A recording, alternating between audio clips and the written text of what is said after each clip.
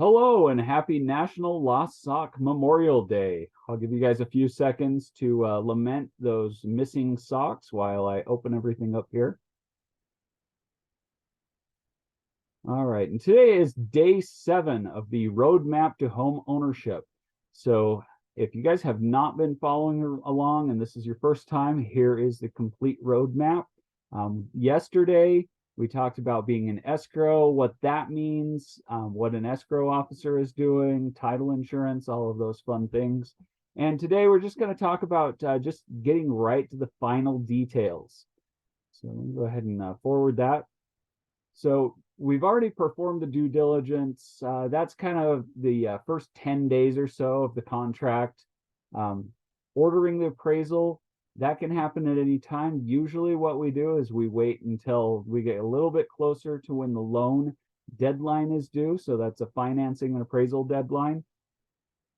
And so your lender is going to be discussing all the terms, making sure that everything's good, you can close. We have that deadline where it's usually about a week before closing where they get all of their documentation together and say, yes, this buyer can go ahead and purchase the home.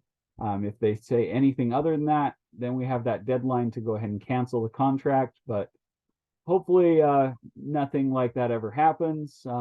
As long as you guys follow the advice from your real estate professional, you shouldn't have any issues. So one of those, of course, don't purchase anything that is going to affect your credit whatsoever.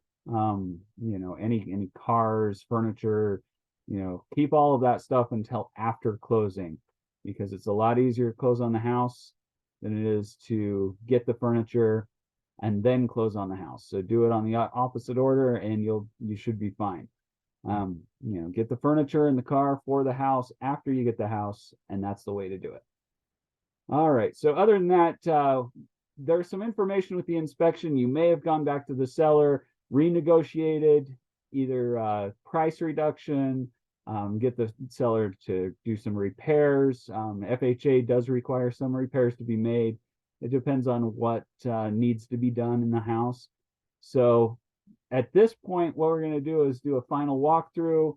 We're going to make sure that all of the repairs have been made, that it is up to code, your own inspection, etc., etc.